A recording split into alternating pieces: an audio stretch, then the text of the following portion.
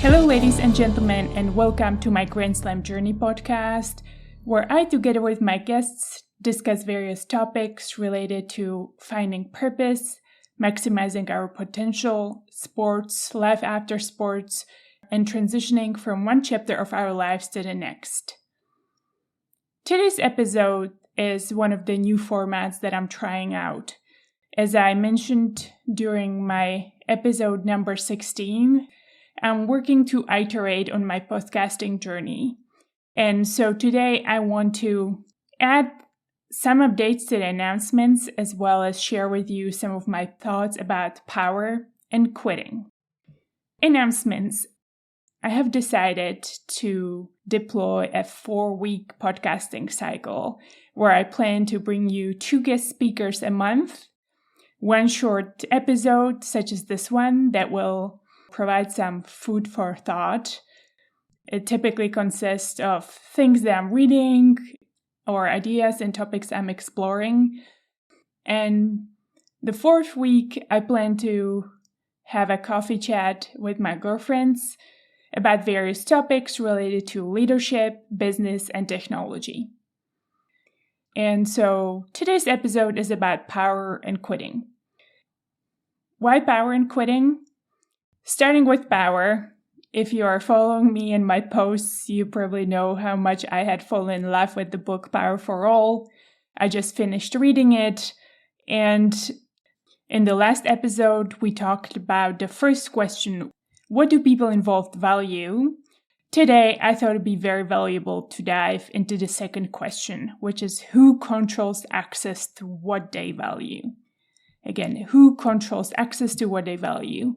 And pair Julie and Tiziana, these 2 questions are really key to understand the power map in your society, organization, pretty much any sort of setting that is not just one person, you, who's the ultimate power decision maker. And so the question, who controls access to what they value, is described in chapter 4 of the book, Power for All, again written by Julie, Bettolana, and Tiziana Casiaro. I loved how they start the chapter with an example of Donatella Versace, who was sister of the famous designer Gianni. I've actually went on and watched the House of Versace movie over the holiday. I also watched the House of Gucci movie. I have to say that both of them are fantastic, and both of them have very interesting demonstration of power. The chapter 4 in the book describes beautiful examples of the importance of mapping power. Some of the interesting dynamics in this book are that power is not always related to authority. And so you may have people that are in positions of authority but may not have high power or influence, and vice versa. The book also writes, authority lets bosses issue directives, but it doesn't necessarily mean people will follow them. And those who have no formal authority can still influence others' behavior if they control access to a critical resource. And this chapter has some really great examples that talk about how people at different levels of organizations have used their power to create larger influence and impact growth of business. Page 73, it writes that anyone who wants to enact change, no matter how high in the hierarchy they may be, must identify the right people to work with. Even the best change is unlikely to be adopted when placed in the hands of someone who isn't well connected to implement it. And then we get into the mapping power. The importance of understanding who are the powerful players in your immediate circle, your organization, your institution, your industry, or profession.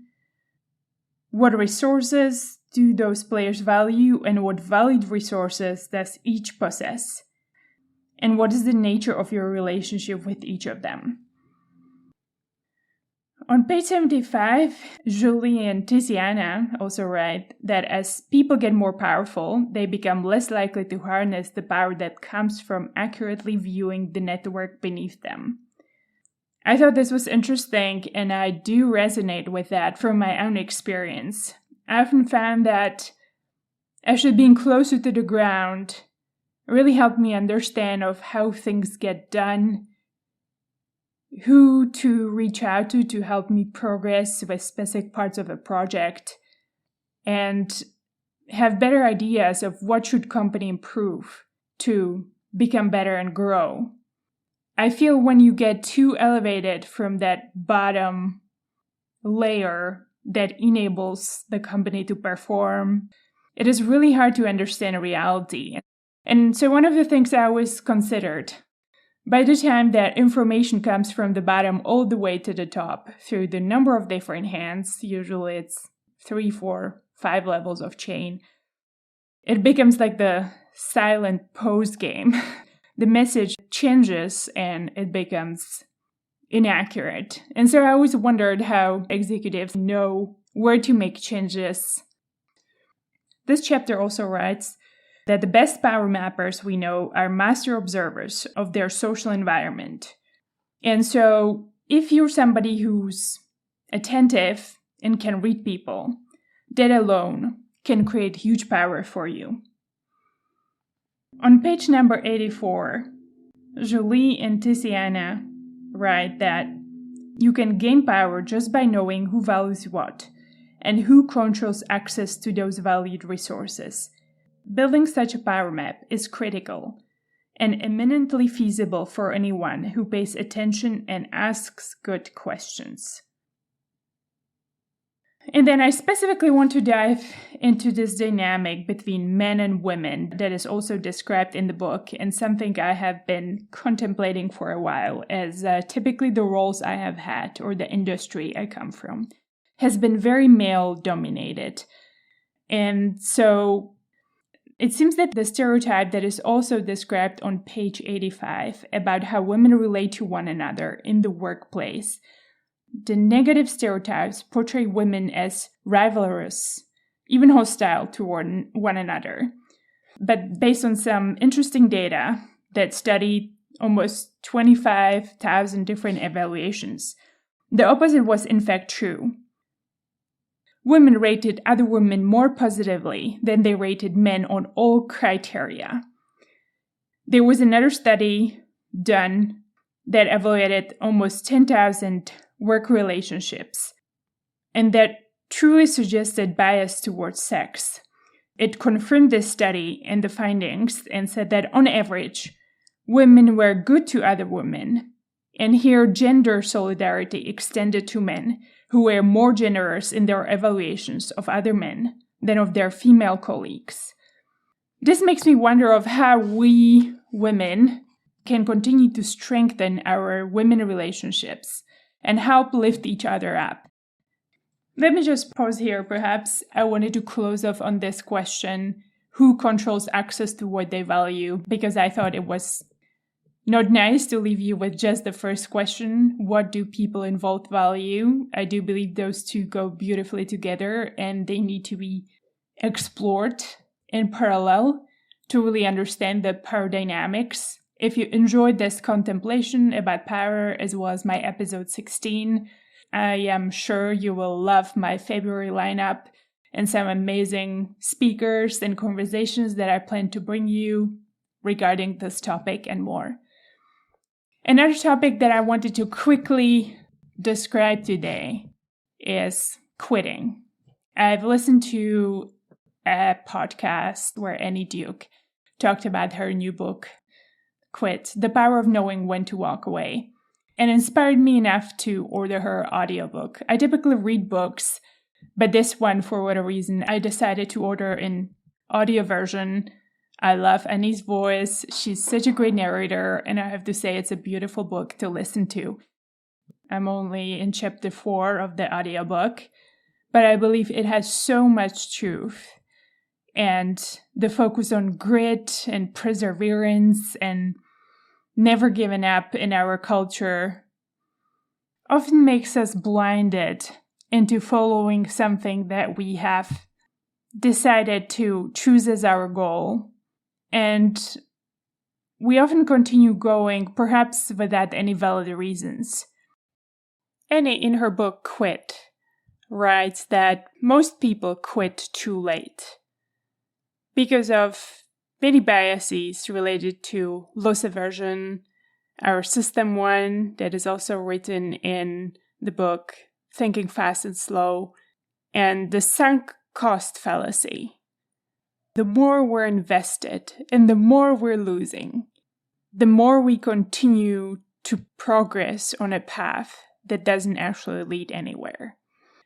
She talks about achieving state by a date to measure success and using the state by a date to determine whether one should progress or quit and focus on going a different direction.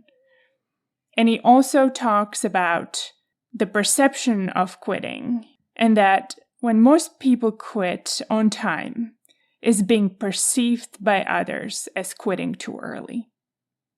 Setting accurate goals, state by a date, and evaluating your progress based on this criteria can be really powerful in figuring out, are there things you continue to invest your time into that aren't driving the outcomes you should? And so are you better off quitting and pursuing new path that would create more value, success, fulfillment, or however else you define success in the next path for you? I will continue to dive into this book.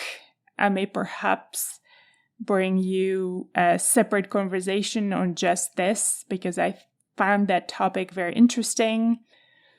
I hope you enjoyed this listen, and I'll be back next week with fun conversation with my girlfriends about leadership, business. If you enjoyed this episode, I want to ask you to please do 2 things that would help me greatly. 1, please consider leaving a review on Apple Podcasts, Spotify, or any other podcasting platform that you use to listen to this episode. 2, please share this podcast with a friend who you believe might enjoy it as well. It is a great way to remind someone you care about them by sharing a conversation they might be interested in. Thank you for listening.